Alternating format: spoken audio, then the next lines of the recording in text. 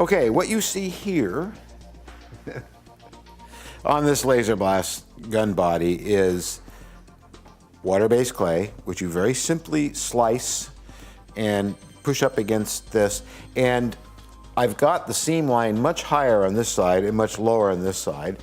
That way, I can open the mold this way and the other part will come that way, and it won't lock up. Because there's a lot of draft on something oval.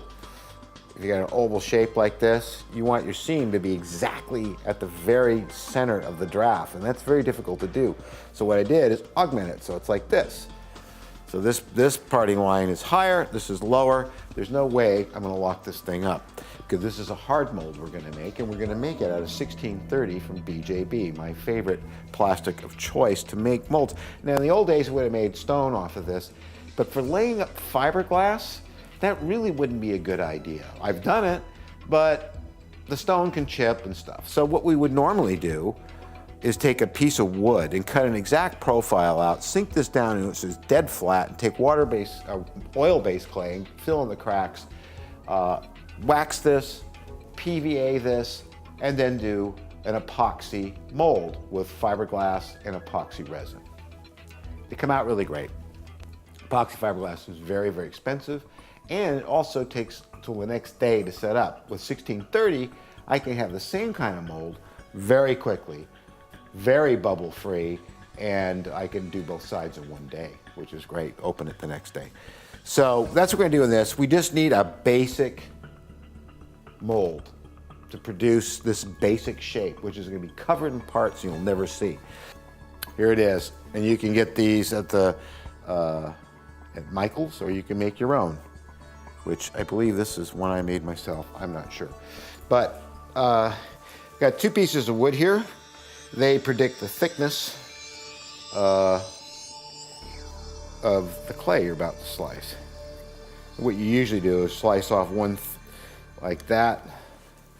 So it's very, very flat, but we don't care for what I'm gonna do. You see how it comes out? And then you can, after that, we are in a problem with space here. And you take a knife like this and slice up your little walls. Now I'm going to make a retainer wall to catch the 1630 as it slides off. So I'm going to try to go right around here. We're going to get this all set up, and then tomorrow we'll actually mold it. Now you notice there's these little round things in there. Those are keys to help the mold key back to shape later. Water-based clay is fairly inexpensive, so you can, well, you don't waste it. You end up reusing it. If you're careful and you don't get a lot of goo on it, you pick all the crap off of it. That's pretty stable. I'm going to do this all the way around, approximately the same height. Helps to have the ends square, and then you use what's left over to prop it up. I could have made that one a little thinner to save on material. You always want to save on material, but you have lots of waste clay after you make these molds, and I have a bag of it down there, and I'll end up propping all this up so it doesn't fall off the edge here. This is a pretty thick wall. It's the thickness of the wood I chose that dictates it. But you know, you can do it without, and the stuff will all slide all over the place and keep running down to here and making a huge mess. I prefer to do this, so. And you'll be happy you did.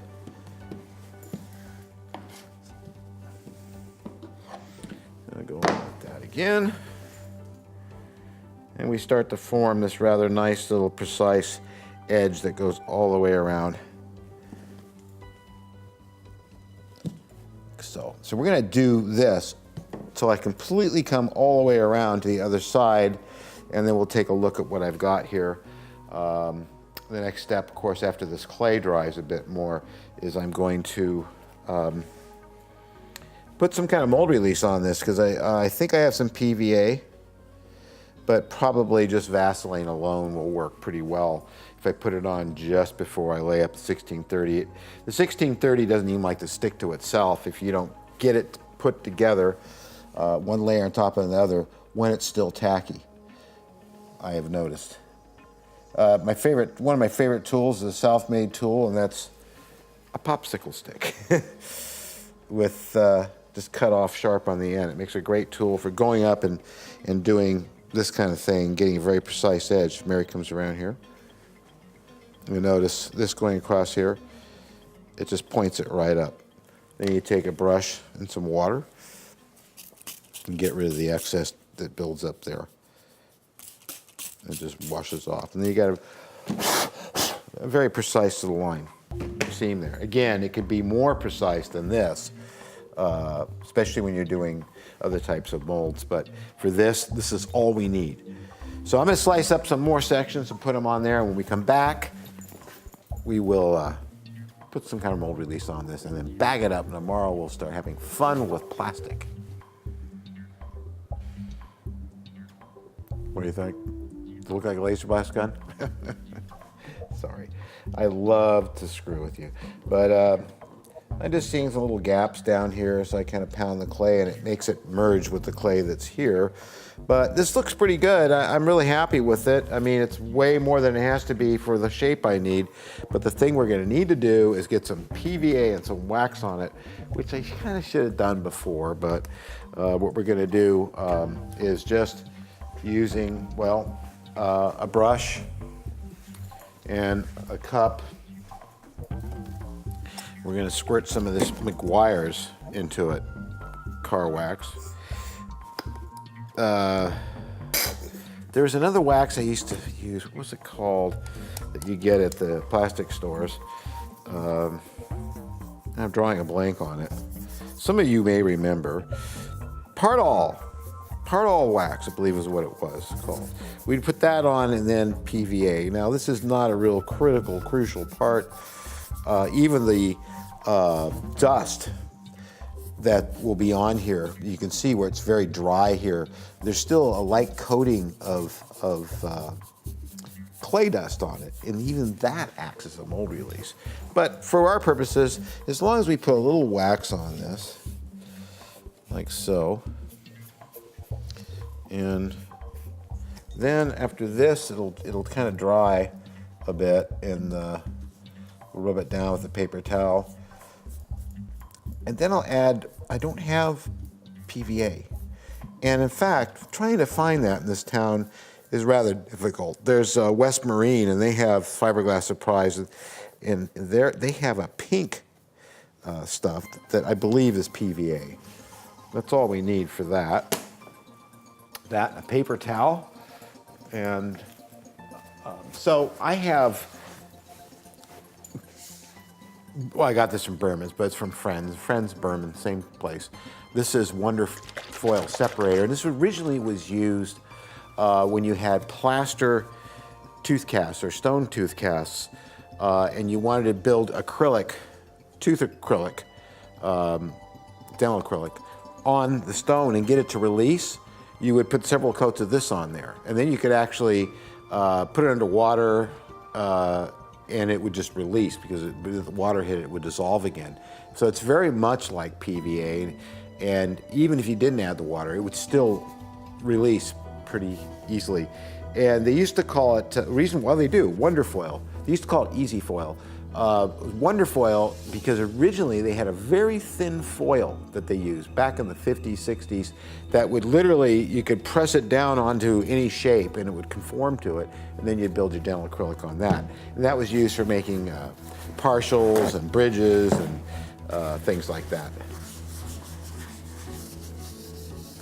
So I'm just going to smear this out a bit more. It's going to take a while for this to dry before I can put on the this material, but basically all we're going to do is just brush it on. You can airbrush it, but for this particular part, that's all I need to do. So I've got enough of this wax on here that now when this dries tomorrow, that in itself would probably be enough, but I will put some of the foil on it too, just to be sure. And this definitely has to dry more. Smear it out. And after that, we'll be able to mix up the 1630, which is the 2-part BJB polyurethane resin. And we'll be able to very quickly lay this up, reinforce it with some fiberglass cloth. And you've seen me do it before. I don't have an example close by, but I've made very successful molds that way. It is basically all but replaced using tool stones and plaster, so because it's so much lighter.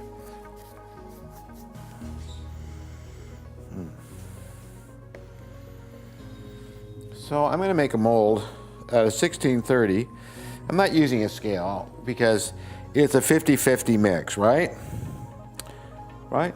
So if I use equal containers and fill them, then I should be good. And I'm doing splash coat first. And although I was very careful to set up everything so you would not see me go and get things, I'm going to need a brush. What's that Monty Python joke? Ken Shabby. That's right. 40 years of toiletry. And this year, they're giving me a brush.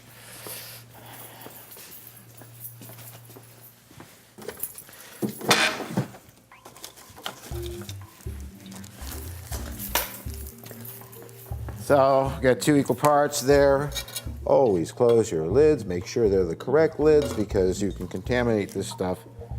And that was really good. Okay. Grab the one that hadn't been done. So, we'll get the rest of it out of here. I got 15 minutes to work with this wonderful material from BJB. And we're going to put it on here. Now I've put on wax. I put on basically PVA. I put on this stuff. And this is harder to find for some reason. This is like Vaseline in a spray can. And you can see it's kind of, nothing's going to stick to this, he says. Least of all this material, so hopefully we won't have this stick and it'll release properly. So we're just going to do this. It's not beating up much on this, so it kind of worries me, but there it is. So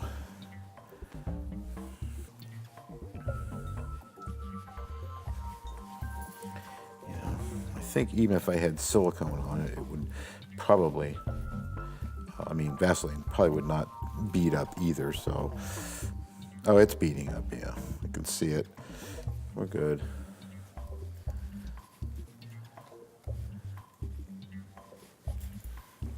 So we're going to do a splash coat like this, and once it sets up, then I'm going to do the mat, which is the stuff that's in that bucket right there. Fiberglass mat. I don't need to use cloth for this. I just need, you know, it's like using fiber when we're making stone molds. Plaster, stone, tool stone, whatever you like to call it.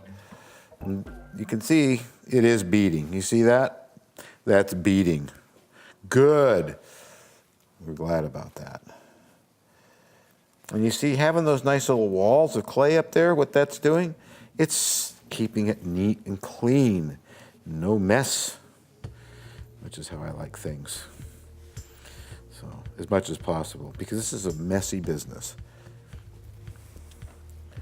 I got that. It's beating up rather well. I'm really glad to see that because that tells me, yes, it may give me a little resistance, but it will come out of, this part will come out of the 1630 mold. We've had problems with it in the past, with latex coming away from it that was poured in afterwards. Go figure. So we have to wait for this to gel a little bit, get a little bit thicker, probably in about 5 minutes or so. And then we'll thicken it up. You can see really the beading on it. It's quite evident. That's where it doesn't want to stick because there's so much mold release. That's so good. So But I don't want to beat it to death and remove the mold release. So I'm just going to let it sit like this for now. And then right as this starts to get warm and hot in here, I will put on the remainder. It just needs to be a thin splash coat. And then we're going to add this to it as a second layer and thicken it up with that. And when that sets off, that's the first side of the mold. Then we'll take the clay off and do the reverse side. So we'll come back in a second when this sets up a bit more.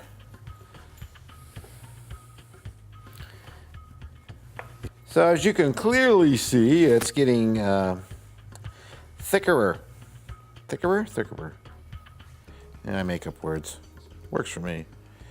So, and it's at this stage here now, we're about 7-8 minutes in. It's warmer than it's been, so it's going to go off in the 15 minutes like it's supposed to. I've got a nice even gel coat now, and if I stop messing with it, it'll all self-level here, and because I don't want lumps in it. So I'm probably at a stage now where I should probably just leave it alone. Don't touch that. Yeah, okay. So I'm going to let it self-level. It's obviously very thoroughly covered, and I'm looking for thin spots, but I really don't see any. Those are bubbles. So this will set up till it's not moving. And when it's at that stage, that's when I put on the mat. In fact, I could almost start doing it now, but I'm not. It might poke through, but you can see it's getting real thick. So even where it's thin, and you can see it's self-leveled. I want it to have a nice, it's easier to put the mat on, get it to stick down. So I have to get another one of these ready to do yet another bucket of the same stuff. So when we come back, we will put the mat on here in a second, and then we'll do the next batch. If I can ever get these open. So you can see it's tacky, it kind of moves a little bit still, and that's exactly where we want it. So we're going to start laying this stuff on and then get the other coat on, because for some reason it doesn't really like to stick to itself that well. I think we've discussed that in the past. And so if it's still a bit tacky, then it sticks to itself real well. Beautifully, in fact. Now, I don't need a lot of this, but the more shredded it up, there I go whistling again. God darn it, getting old. Hey, son. I don't need a lot because it's doesn't take a lot of glass to make this stuff strong. It's terribly weak without it,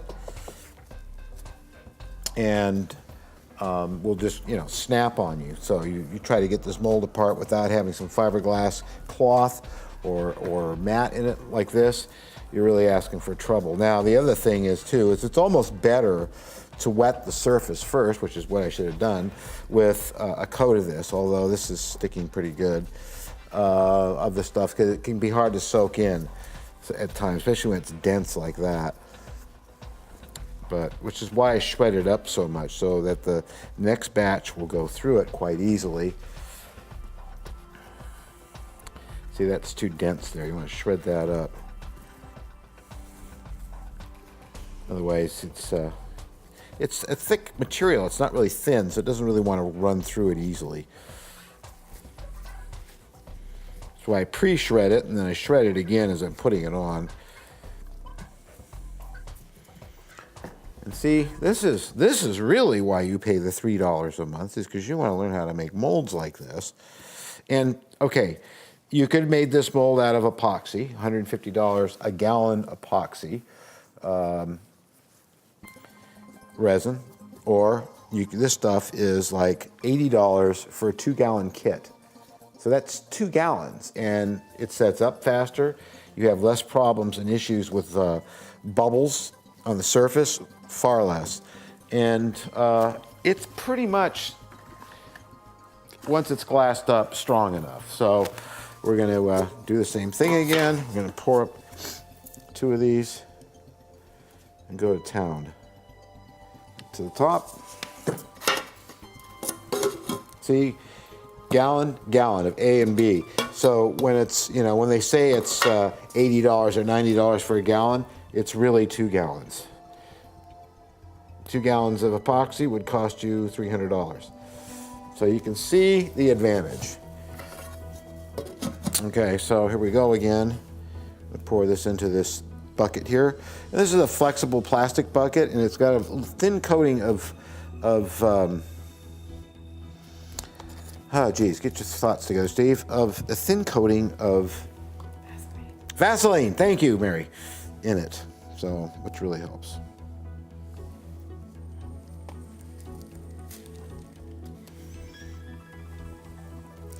To release it after it sets up, it just comes flying out of there.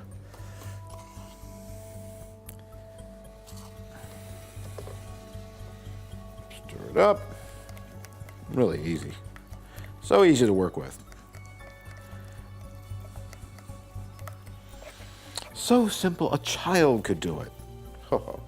So, here we go. Side 2. And I kind of drip it on like this. That way it kind of soaks through ahead of time and gets down to the next, the layer that's underneath it. You don't try to push it around or dab it until it soaks in.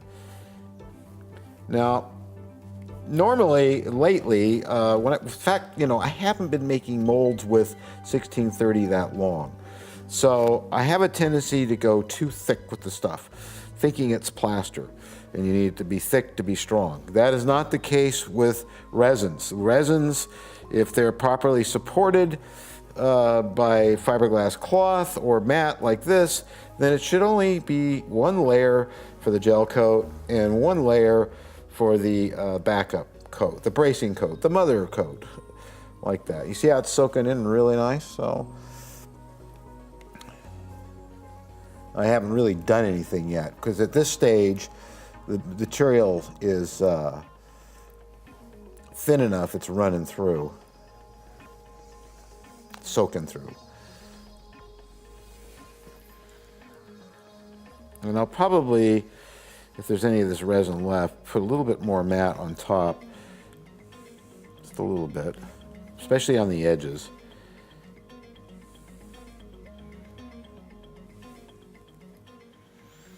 And this will give us our first half of the mold,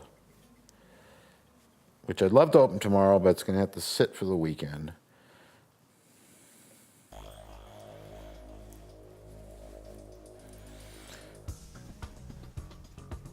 I think. Depends how late it gets. Okay, now I'm going to dab it. This makes sure that now everything's pushed through to the first layer. It seems to be, because it's not coming back up. Now you see that movement there? That tells me there's air under there. We don't want that, so we're going to do that.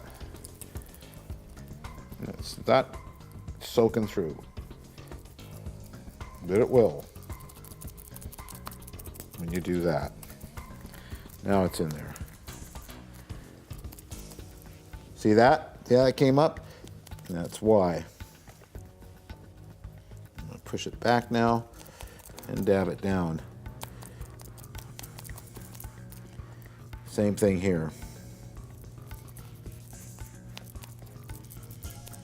That will be a problem if that's allowed. See, it's not coming up with the brush now. It tells me it's staying down. This stuff all seems to be good here. So while I'm in the kitchen, checking all the way down, seems to be good. I'm going to put in some more of this just to give it a little more strength, especially on the edges where I'm going to be prying and chipping and trying to get this mold open.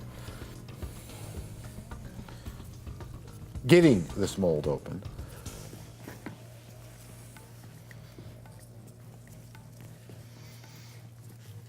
But that's a critical area, the part there where you're going to pry it apart. Ah, God, that stuff's hard to get apart.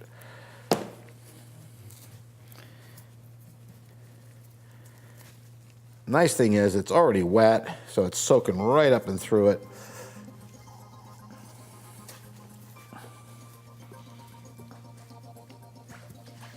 And I'm moving like fast as I can because this stuff only has like a 15-minute pot life, so, which is not really long. I wish that it was 20.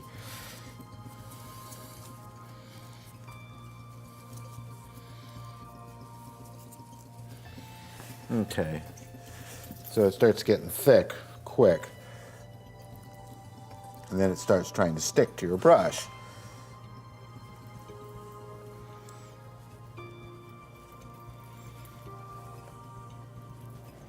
Yeah, it's going off. May have to do a third batch. I hope not, but because there's certainly plenty of thickness.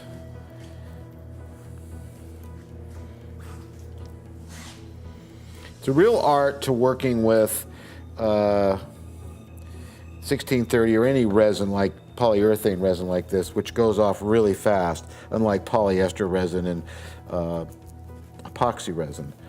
So you have to move your butt, or it'll start getting thick and start pulling stuff up like you see it do now. Look how thick it's getting. But I made it. I've done this enough now, I can kind of, you know,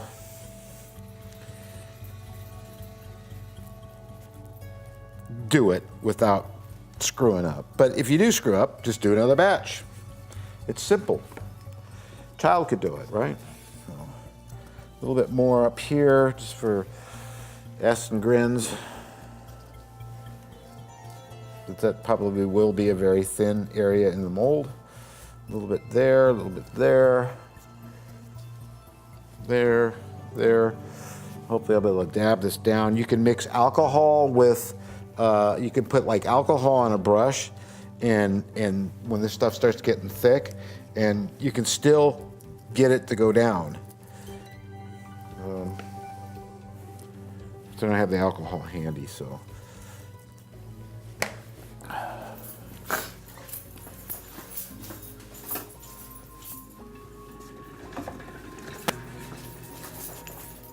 It's just a trick I learned just by one day saying, hey, I wonder if, since alcohol seems to break this stuff down, if it will allow me to do what I'm doing here.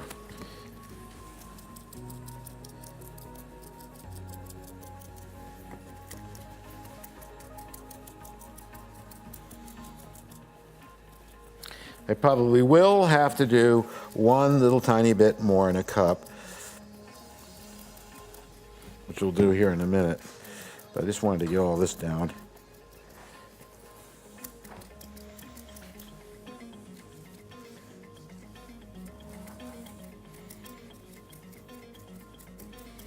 That should be pretty strong now.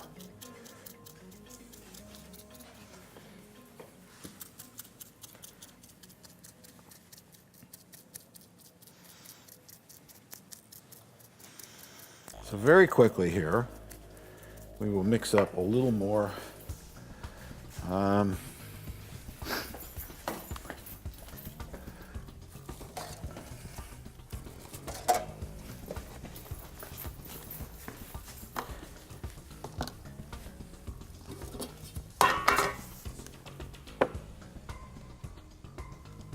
Half and half.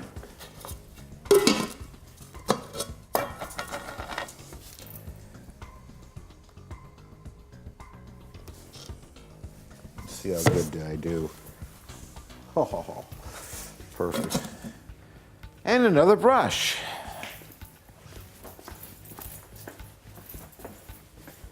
And see, when you're doing jobs for other people, you have to remember to count things like paper towels, brushes, disposable brushes, and cups, and all kinds of stuff. So, which people often fail to do when they're charging very low prices to build models and things, and they don't count in all the materials and the paper cups and the glue and electricity.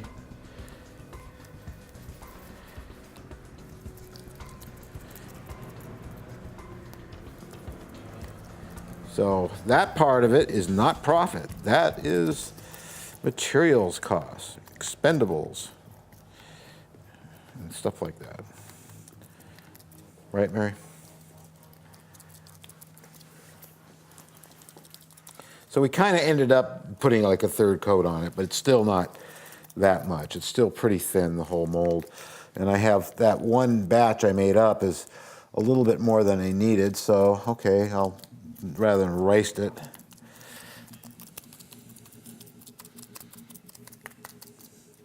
I will use it to do something I overlooked, which is to this edge here.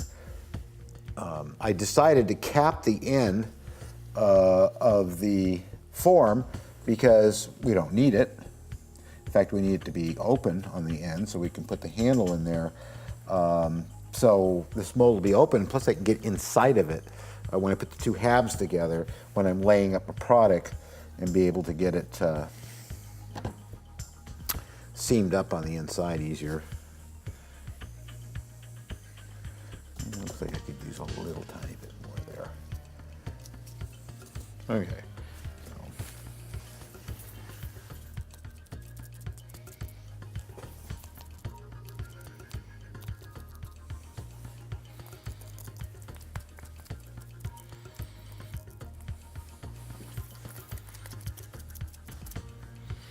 You wanted to see mold making, you got it. And of course, you can, and I know some of you have seen my other videos, you know that Moonwatcher, the clay sculpture, was molded this way. In fact, the core and the main mold were both made out of 1630 because we're running silicone in it. If you were running foam rubber like we did in the old days, then you need it to be out of plaster or stone to a degree. Although they've been running, Rob Berman has very successfully been running foam rubber in the same material. Now, it is more expensive overall than using plasters and tool stones, which are all gypsum products, but you can make these molds thinner and they're much lighter. So I think it's a good trade-off.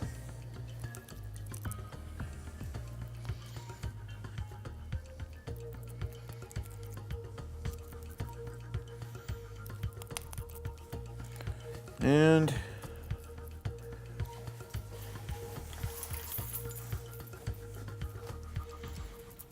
I don't know, this is looking kind of like I can't go any further with it, which is good because I'm hungry and I want to eat lunch.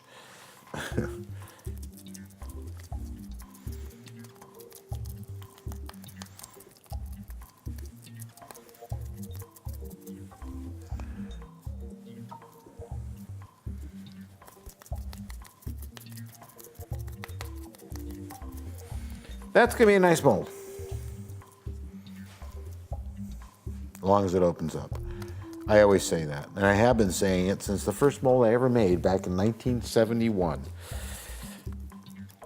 It opened up the first time. Imagine that.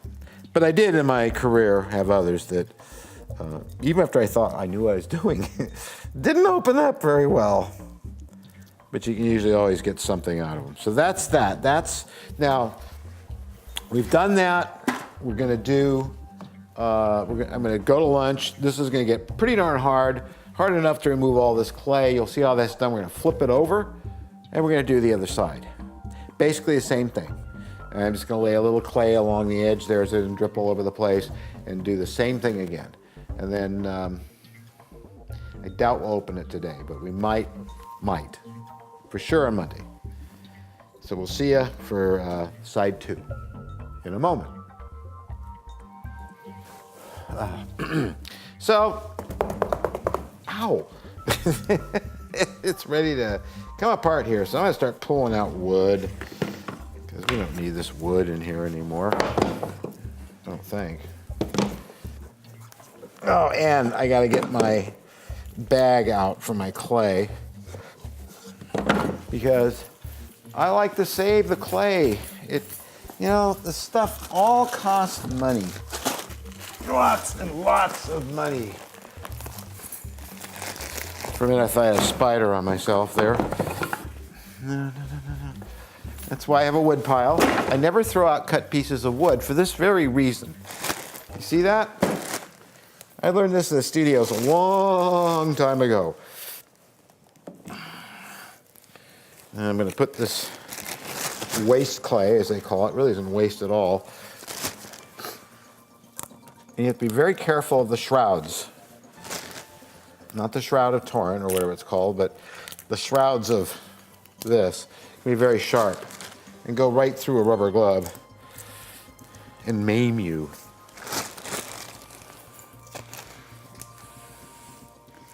Maim. Maim. You know what I'm thinking, right, Mary? Anti-name. Okay. Honey. How bleak was my puberty? Remember that? Agnes, you're coming out. I am. Okay.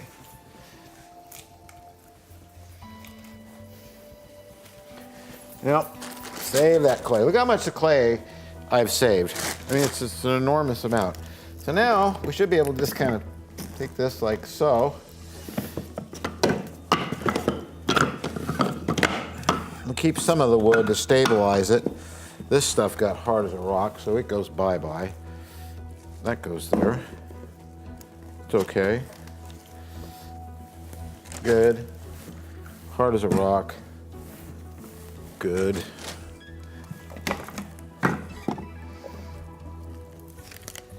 This mold's so light. You know, see how it just falls away? And there you see, we have a nice seam. Parting wall, whatever you want to call it. There we go. I don't think we need any wood. I'm gonna go throw this wood away, and when we come back, we'll prep this side. Anyway, so here we are. We got the first half of the mold, and what I want to do is kind of get in here and do some cleaning. I'm seeing, well, maybe not, a little lockup over here, but this is flexible. Thank goodness. See how flexible that is? So I will be able to get it out of there. In fact, I can just pull this out right now, but we don't want to. Oh yeah, this is releasing really easy. Just making sure. Yep, okay. So I want to clean out the excess clay that's on the back side here and use my special tool, which is a popsicle stick.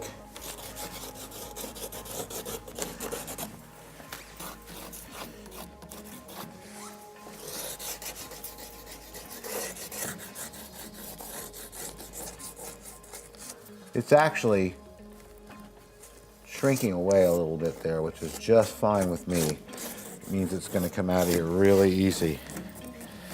Okay. It's really all we need to do. I need yet another brush. Clean that out, clean that out, clean that out. Now, I'm going to put a little wax on it, just a little bit, not a lot.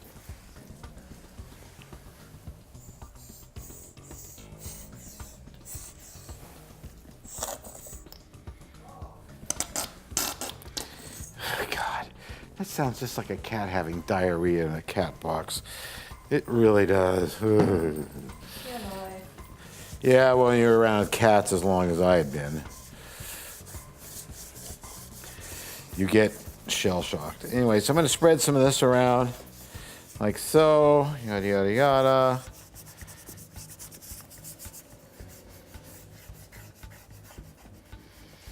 It's going to be a good mold, I think, as long as it comes out.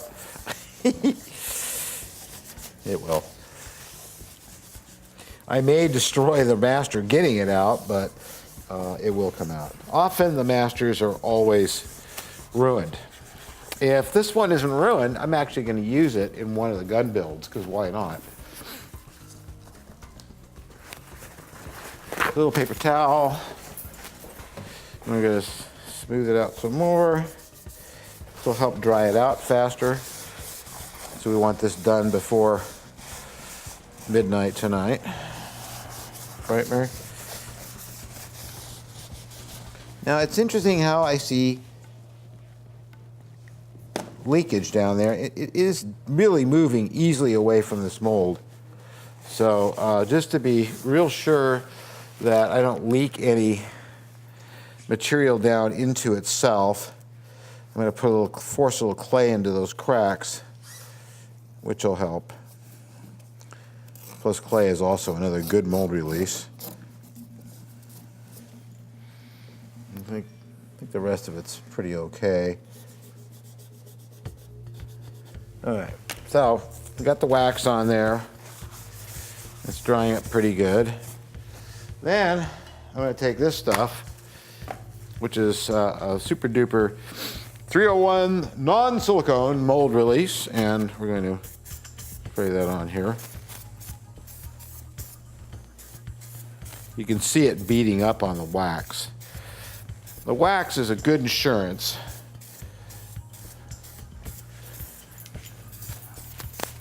So put that on. It dries rather quickly. And we'll then put on some of the Vaseline in there. And I'm going to very quickly encapsulate this as best I can so it doesn't leak. Down the sides. I don't need a lot, just a little bit. All the way around. Seeing I have lots of it to work with. Thank you, Mary.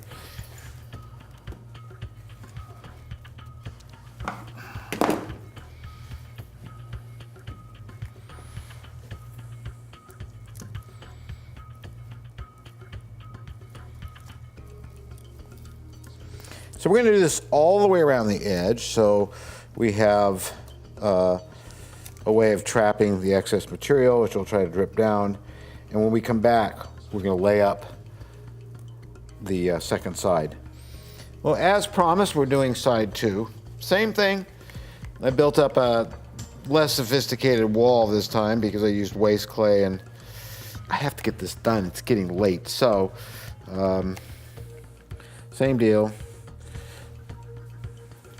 Actually, I put some Vaseline petroleum jelly on this side, but I did test the other side, and it is completely releasing, so those worries. I figured it would, because in the past I have made molds where I got pulled away from the first splash coat, and by the time I came back to finish it, it set up thoroughly.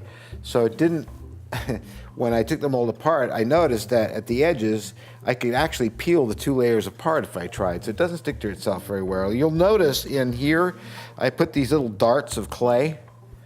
And what those are for is they create a cavity between the 2 halves, right, and get something in to pry with, like a big screwdriver or a wood tool to get the mold open. But I have a feeling this mold's going to fly apart pretty easy. So based on how I saw just flexing it coming loose from the mold first half, so we're good. And it's really cool to have this mold. I question whether I should just continue on making the gun and just make one, and I'd have the parts for the heat sinks and stuff, but you know, you never know. Somebody may want another gun. I may need to make another, so I have this mold to make more gun bodies from. And the same thing goes to the handle. I'm going to definitely mold the handle on Monday, and we'll have everything needed. So, same deal. You can see it's starting to beat up. So we're going to let this get thicker, and when we come back, we'll do the same thing with the fiberglass and everything, and we'll have the second side. And then after that hardens up, we'll pull away all of this stuff. We'll let it harden for a while. If time allows, we may show it come open, but I don't think so. I don't think so, but maybe. So there we are. Ta-da! we got a mold of the gun body, which is really nice because that means next week I can show you how to make up a gun body using 1630 and more fiberglass, and we can actually start building a gun. I have enough parts. I think we can start doing one. There is one thing left we need to do though, and what I need to do is take this apart, and then I'm going to clay this up. I'm going to make an alginate off of it. Alginate is the impression material they use for making a life mask or body casting parts, and it's a water-based material. You mix it up, you can use it right away. Anyway, alginate is a water-based material used for making teeth impressions, but also for doing prosthetic facial impressions and life masks. And you can use it very quickly to make a mold off of this once I clay it up. And then I'll pour one up out of stone or 1630. And that'll enable me to vacuum form this shape, which was vacuum formed in the first place. So we'll be doing that next week too. That'll pretty much give me everything I need except a few oddball parts, which are off-the-shelf things that I will get, and we should be able to start assembling a gun. And that'll all start to happen next week. First thing we'll do is open the mold and make a casting from that. Also, we're gonna make a silicone mold on this, which is really no big deal. We're just gonna splash silicone over it. I think I described that before, and make a mold so we can make the handle.